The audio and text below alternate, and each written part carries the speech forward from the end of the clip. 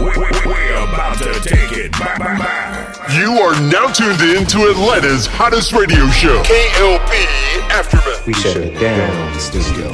You're rocking with the best. Oh, this is Ludacris. What's going on? This is Drake. It's Tiger Young Money Zone. It's your boy Wiz Khalifa, man. This is Big Sean. Yo, what's up, y'all? This is Kanye West. This Jay-Z. Yo, this is your boy Weezy. With your host, Kennedy Lucas. On Swanky 93.3 radio station. The Heat 94.6 E radio station.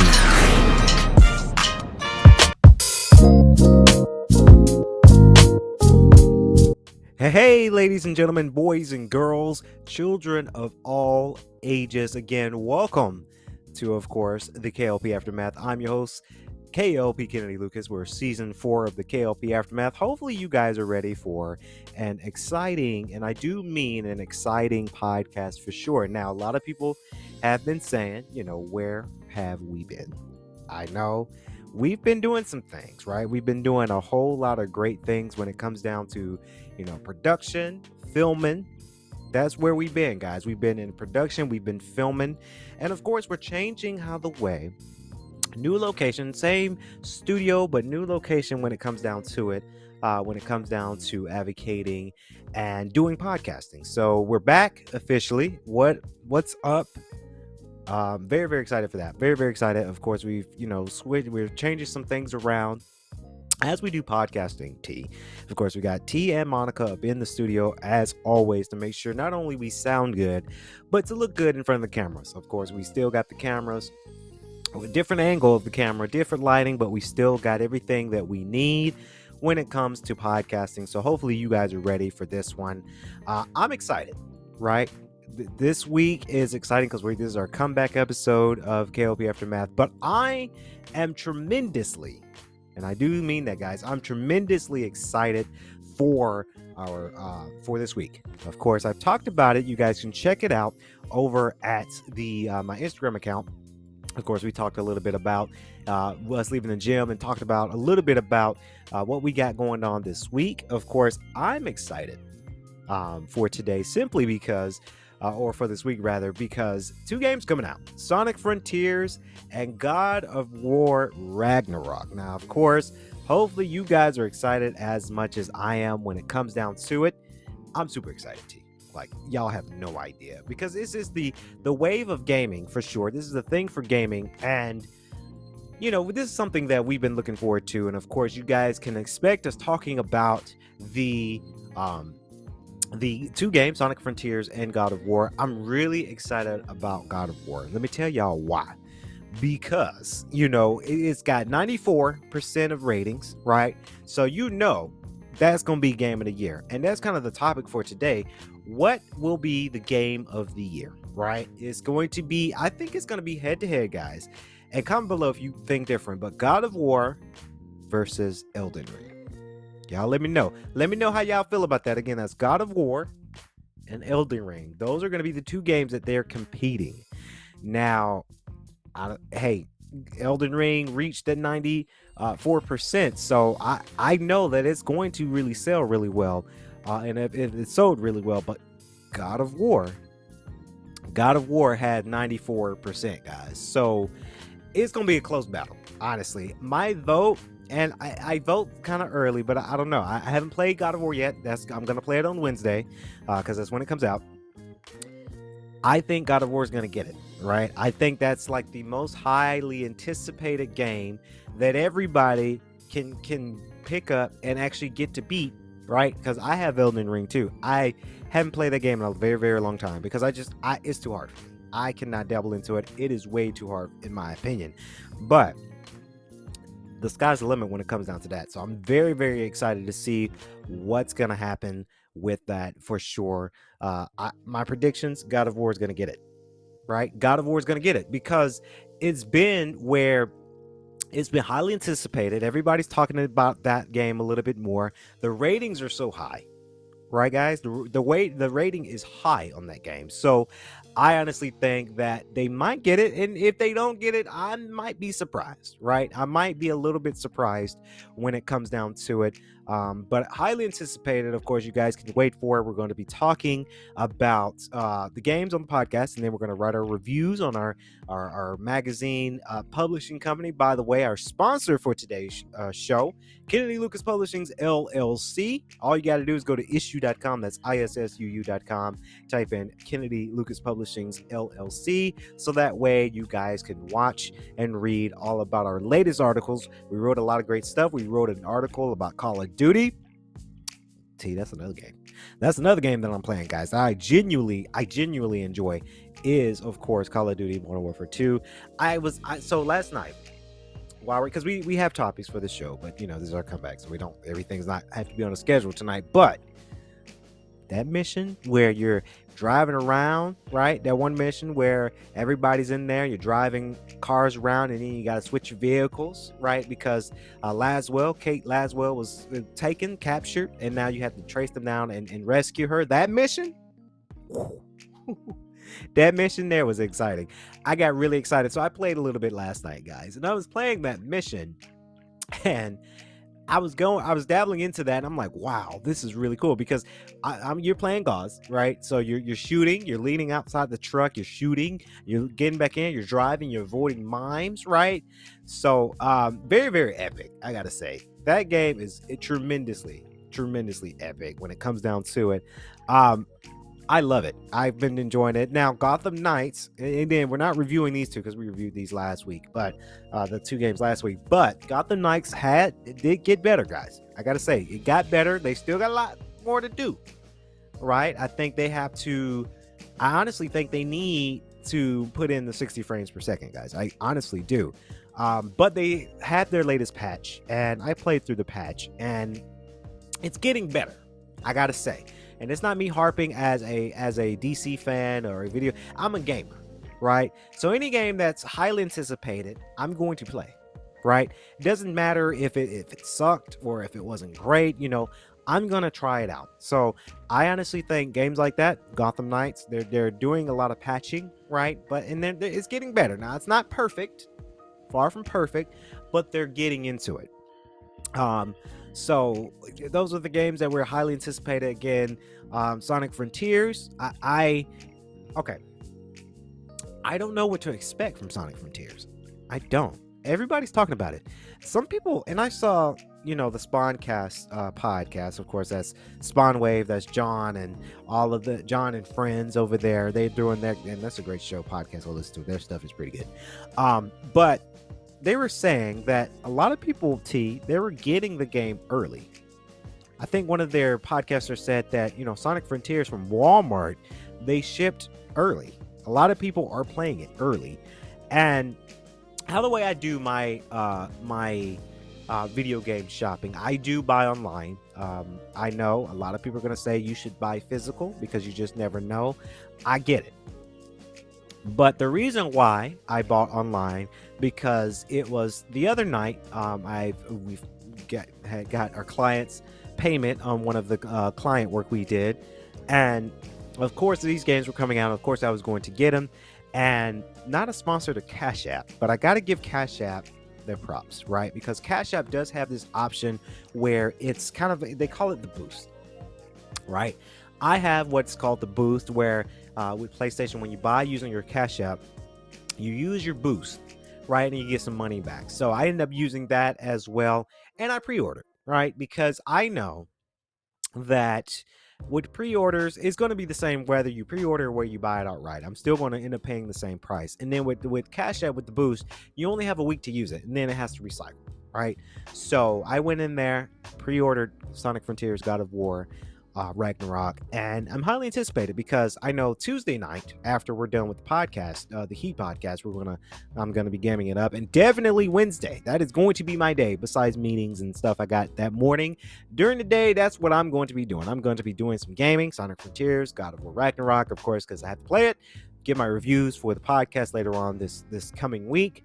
So highly anticipated. It's good to be a gamer right now, and a lot of people would say that back in the day, they didn't understand. There weren't there were not a lot of games getting announced, right? A lot of people were very upset about this year when it comes to gaming, but I honestly got to say, I think gaming is going to be a highlight this time around, right? Where you're getting these games that came out late October, early November.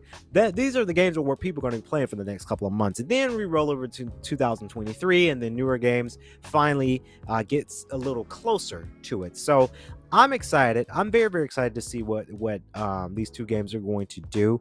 It's just one of those things that I genuinely enjoy. It's a passion of mine, gaming, writing reviews, podcasting about these games, and we're going to follow very, very closely when it comes down to it.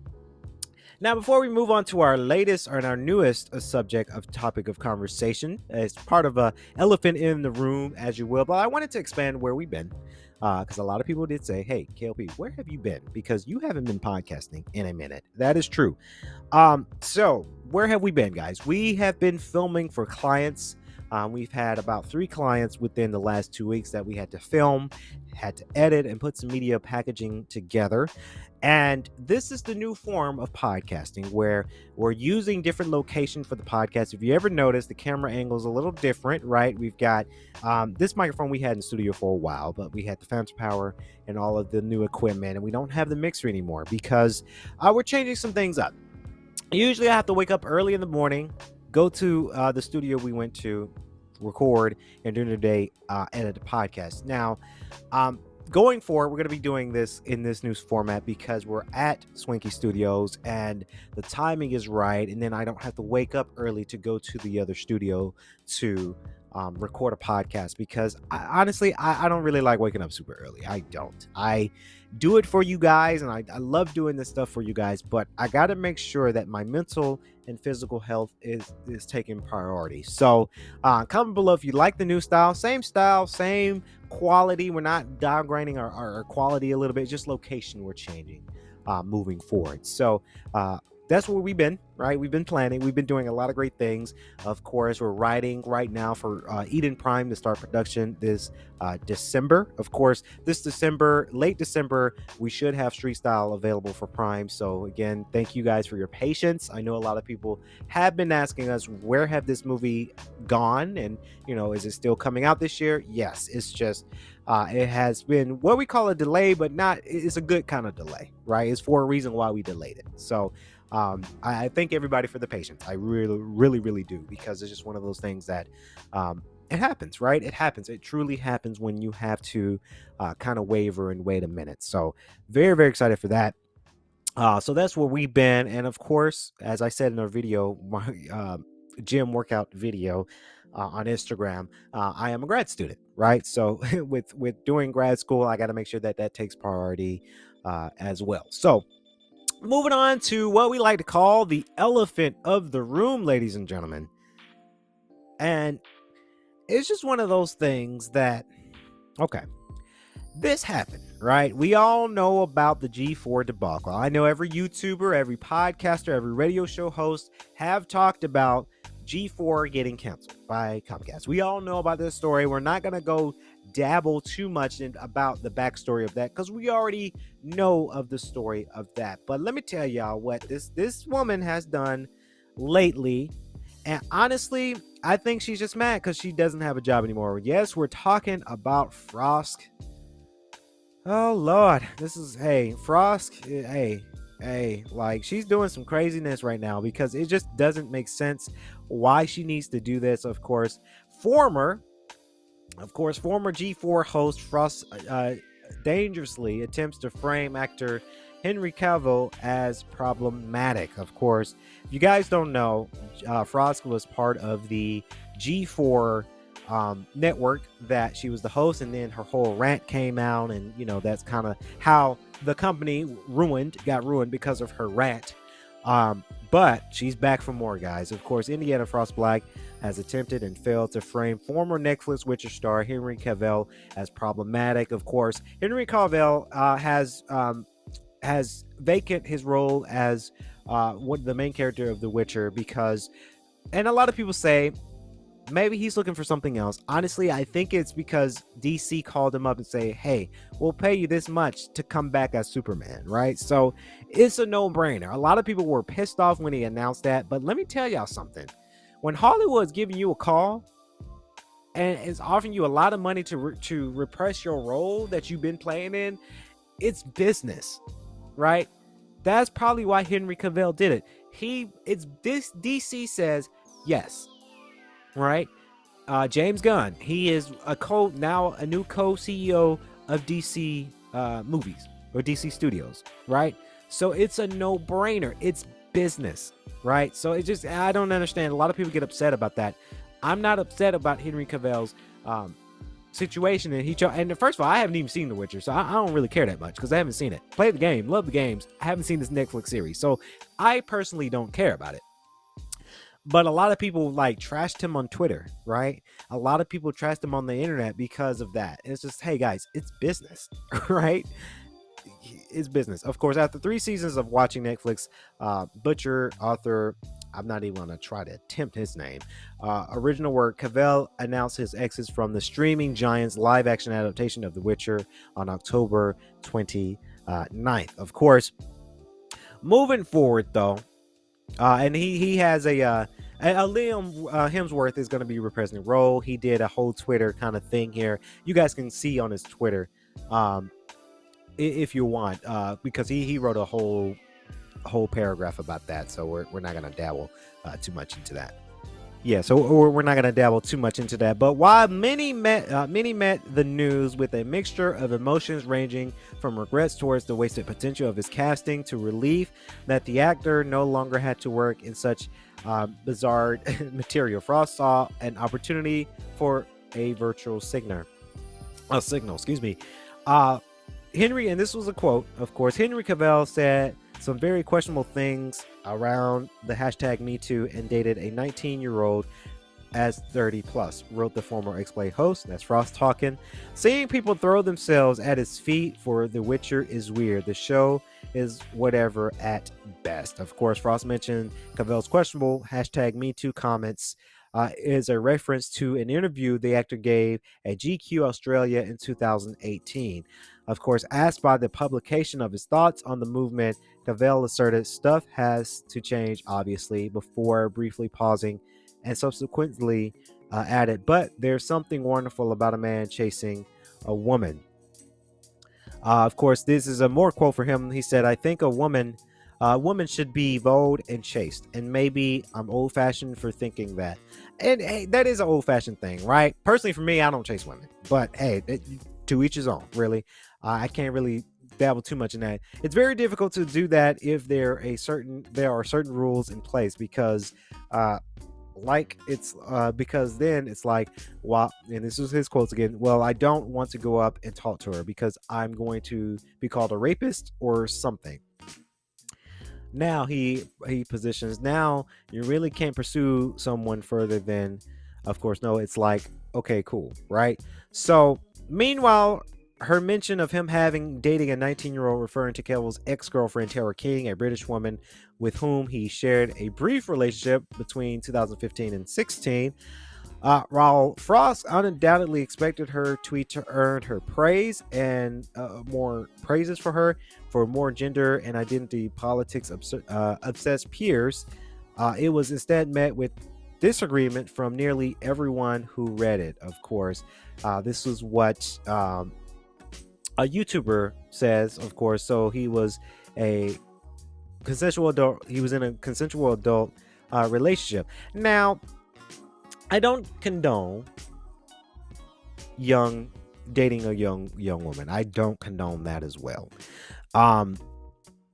It's really none of our business, right?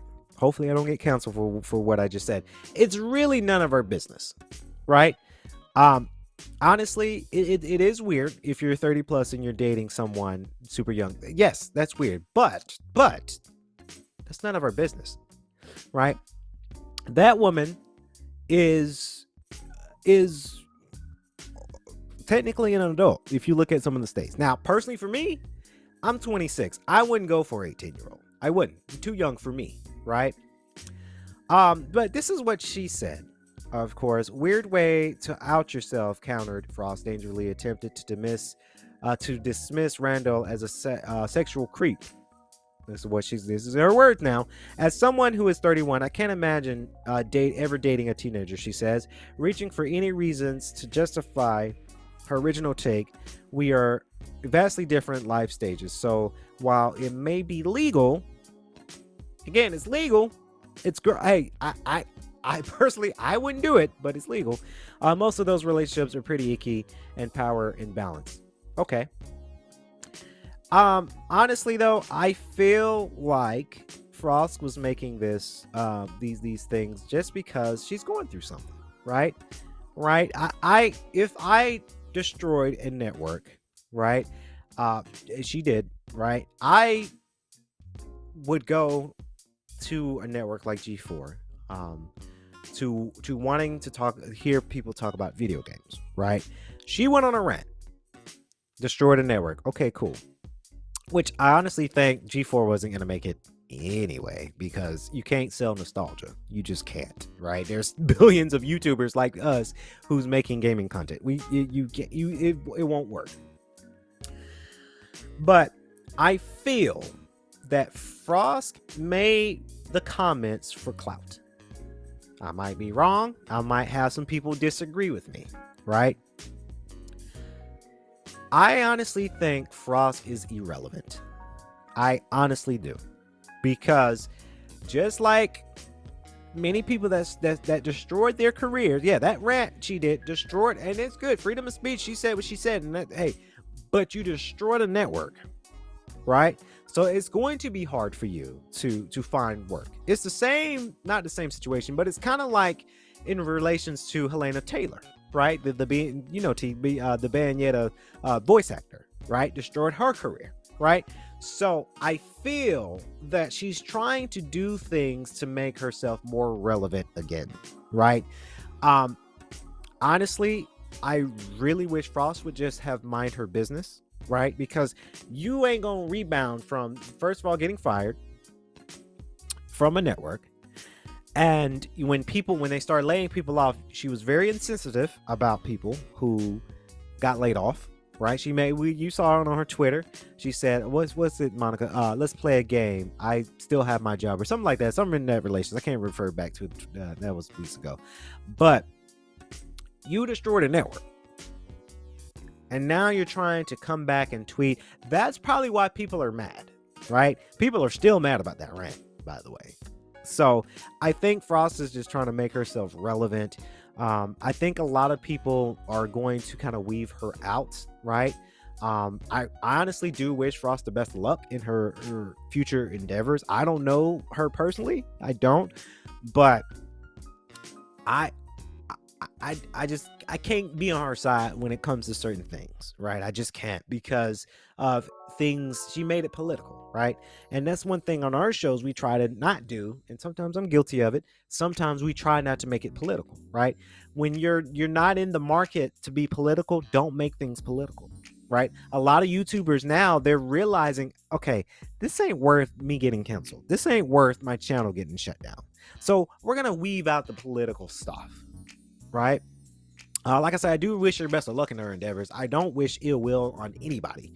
But her tweets that she's making, you're kind of irrelevant now, right? Because you already left a bad taste in somebody's mouth. So it's hard. It's going to be hard to kind of bounce back from what she did, right? And honestly, though, I honestly think she either did it for clout or she's going through something. I mean, she lost her job, so she's trying to maybe figure out how to pay her bills, right? I would have done, hey, if I'm going through something though, I wouldn't tweet about it, right? If I'm going through something, I wouldn't make a outlandish tweet just to poke at somebody, right? And I bet Henry Cavill's like, okay, what the hell did I do to her? Like, I don't even know her.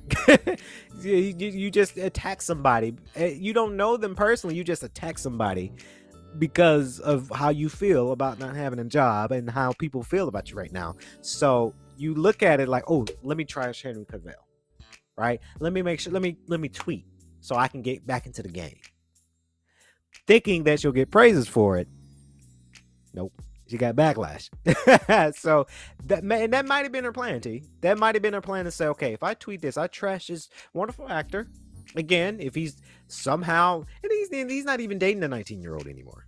So that's why I say it's kind of irrelevant, T, because he's not dating her anymore. But anyway, Henry Cavill doesn't know Frosk personally, or at least I think. I don't know.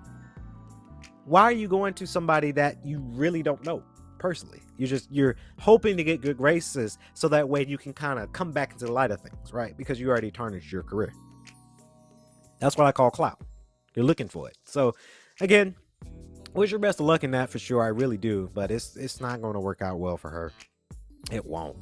But what is going to work out, and she's the biggest elephant in the room for that. She is, because no one asked her for her opinion on that matter. Now, women, and like I said, let me rephrase that, Monica. Women have a right to their opinion.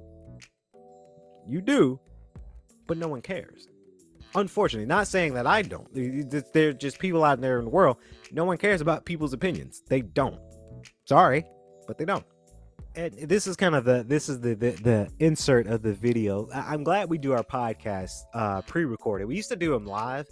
I'm glad that we do our shows pre-recorded, because there was one topic I forgot to talk about on today's show. So it's always good, that magic of editing. So, of course, PlayStation, guys. Let's talk about PlayStation now.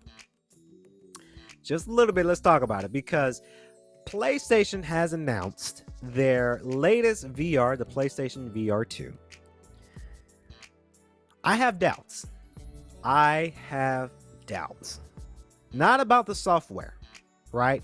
They're adding all this immersion and retina, and there's this one mode on there where you're looking at something. They focus the resolution on what you're looking at, and if you're not looking at it with your pupil, they downgrade the resolution. All that stuff is great. The thing I have troubling about, and a lot of YouTubers have made their reaction video on this one, is the price, right? I have some scary thoughts about the price of this VR headset. T, you want to know how much this headset costs? I don't think you do. I don't think you really want to know. But hey, let me tell you. Guys, this VR is $550 US. Now, depending on where you are, of course, the pounds and the yen and this thing, $550 for this VR headset. Mind you, that is more than the actual PlayStation console itself. Let me tell you why that I feel that this is going to be a rough launch. And I might be wrong, right? I've been wrong with a lot of things on our shows, but I don't know if this is going to be really, really good price-wise. Now, pre-orders, I believe, start the 14th of November. So this, in the next coming of weeks, they're going to start the pre-orders, T. And they want the pre-orders now, and they want, you're going to get it in February, because it releases in February. So you still got a couple of months to wait, but they want to go ahead, charge you $550 as an early investment, and then you have to wait until February to get this piece of technology. First of all, I got to say, that's not for me, right? I spent $500 on my PlayStation 5. I am glad I did, because at the time, I've got it around this time last year, and that was the time that scalpers were buying them and upselling them for $1,000. This is the time where you cannot, and sometimes some people will say you still can't find them, but you kind of can. It's being more easy to find than usual. But I am glad I didn't fall into the scalpers, right? Because a lot of scalpers, they go in and they're upselling. This is crazy. This price is crazy. And the reason why I'm basing this stuff being kind of crazy, guys, is because that we're still kind of in an economic crisis, right? We all know about the inflation, and gas is being more expensive. Rent has gone up. Things have gone up, right? So to appeal to their market, yes, they're going to increase it, right? These games are $70 now. So everything has gone up, right? It's going to be kind of nervous-some for the average consumer. Now, I'm sure a lot of YouTubers, a lot of superstars, they're going to get it because it's part of the marketing. But your average Joe, your average consumers, they might have some problems with it. Hell, I have problems with it. I wouldn't pay that much for a VR headset. I'm definitely not paying that much for a VR headset. That's, to me, and hey, a lot of people might be a little different on this. To me, that's wasteful, right? It's a little bit wasteful. If you're paying $550 for a PlayStation console, I can kind of see that. I mean, there's ways you can get that cheaper, but yeah, I can kind of see if you had to, yes, right? YouTubers, this guy, Dreamcaster, he's a YouTuber. I've watched his videos, and he brought up a good point, right? Because you're paying base rate, but then you got to count them taxes, right? You got to count taxes, shipping fees, transaction fees, right? You got to count all of those things when you're making a purchase. So, and with this technology, you could be looking at almost $1,000 for this VR. Again, that's the base console. Oh, by the way, you can pay extra for a charging cable, right? You pay extra for your charging cable. It won't have you're paying for the game. Now the game probably will launch with the Horizon Zero Dawn VR game, but you have to pay for that too, right? That doesn't come included, right? So you've got the base set, the charger, accessories, games that go with it that's out and available, shipping, taxes. Yeah, you're looking to almost $1,000 for this technology. And that's why I think PlayStation will have a trouble launch with this, because we're in inflation right now, right? A lot of people don't want to believe it, but we are. So it's hard, right? It's hard right now to try to market somebody out, and especially for holiday season. You ever seen it? We saw it too, Monica, at the house, that Walmart has released their Black Friday sale, and we haven't even touched, and this was the time where it was days before Halloween, so we haven't touched Thanksgiving yet. But these stores are saying, okay, let's dunk out these deals, right? Let's dunk them out, because we know people don't have money right now, right? People just don't have money because inflation. So it's tough. That's why I say it's going to be a tough sell for PlayStation. Now, hey, some people are going to buy it, right? For me personally, I will not be buying this because it's not worth $550, almost $1,000 with the accessories, the game, the taxes. To me, that's not worth it. I'm fine with just me playing on my PlayStation 5 and playing games for it. I'm satisfied. But you might have some people that are going to pick up this game. They're going to. So we'll have to see about it. We'll have to see where this goes. Again, we will not be buying this console because it's not a console. It's a headset, but they'll treat it as a console launch. But I don't see the appeal in the price. I don't. And it's crazy that PlayStation is charging this much for it. And they can, right? They can charge whatever they want to with their stuff, but I don't know if they're gonna make it out with this, right?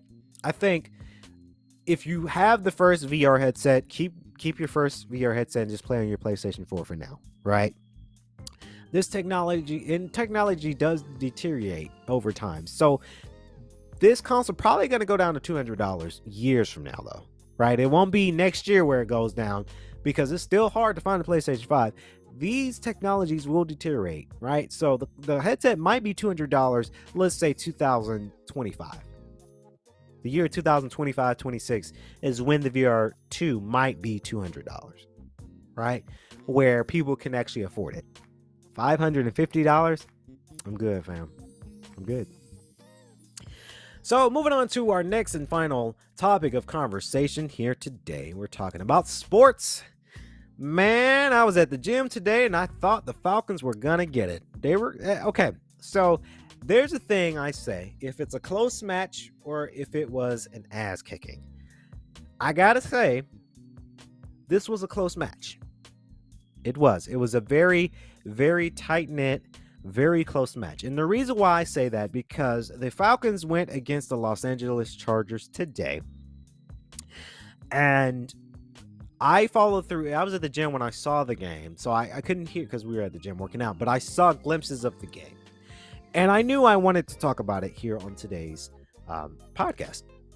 Of course, Falcons, Chargers. The Chargers led the game by 3 points. Los Angeles Chargers was 20.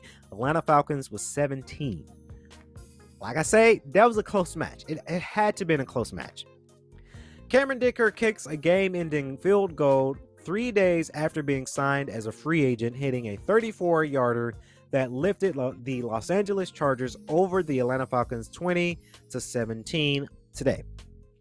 And by the time you hear the podcast, it'll be Monday. But Dicker also made a 31-yard field goal with 5 minutes and 27 seconds left on the clock, trying the game at 17. The rookie from Texas was signed to a practice squad Thursday and activated Sunday in place of injured Dustin Hopkins. Very, very excited for that for sure. This match, the Falcons did really well. I gotta say it to them. Of course, there's a saying here from the Chargers coach Brandon Staley. He says, "We're going to set the NFL record for the game balls to a kicker." Of course, Taylor Bertolet played the hero's role for 4 field goals, filling in Hopkins in the 30-28 win at Cleveland on October 9th. That was a couple of weeks back.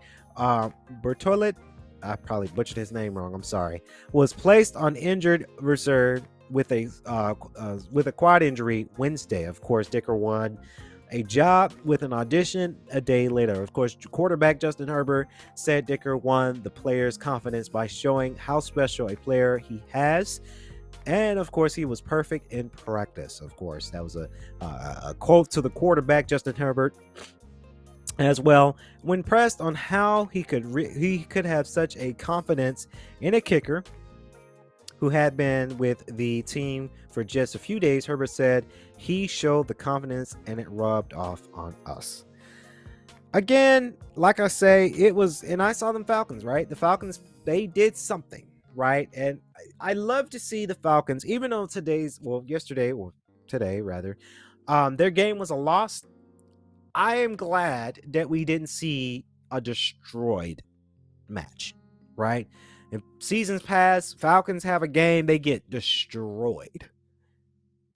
Falcons, and I don't think they're number 1 now because of this loss today, but they were ranked number 1.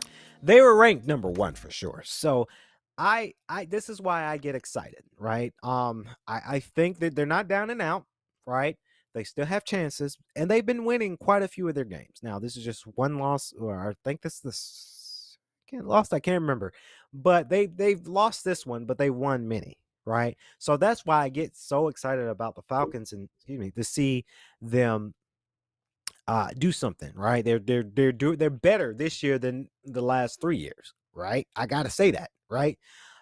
So I'm excited. I'm excited to see what the Falcons do next. I do want to see them win more, right? Because it would be cool if the Falcons went to the Super Bowl, right? It will be since a long time, and they've been to the Super Bowl before, but years ago. But I want to see them more, right? I want to see them to match out more. So we'll have to see where it comes down to it. So that's going to wrap it up here in our podcast here today. Hopefully you guys enjoyed this one as well. Guys, go check out our other shows, whether it's the Beyond Swanky podcast, where we talked about some exciting things there, or also the Heat broadcast. I know the latest Heat broadcast podcast show we were on, we talked about Oxford College basketball team, of course. Can't wait to see what more they're going to bring out to the table this season. So a lot of great shows, and it's good to be back here in front of the camera for K.L.P Aftermath. I missed you guys. We apologized, right? Because we've been gone, right? We've been gone for a second, but we're back, giving you guys another exciting podcast here today. As always, I like to say, stay safe. Please stay safe. Stay swanky. Peace. We're about to take it back. You are now tuned in to Atlanta's hottest radio show, K.L.P. Aftermath. We shut it down the studio. You're rocking with the best. Oh, this is Ludacris. What's going on? This is Drake. It's Tiger Young Money Zone. It's your boy Wiz Khalifa, man. This is Big Sean. Yo, what's up, y'all? This is Kanye West. It's Jay-Z. Yo, this is your boy Weezy. With your host, Kennedy Lucas, on Swanky 93.3 radio station, The Heat 94.6 radio station.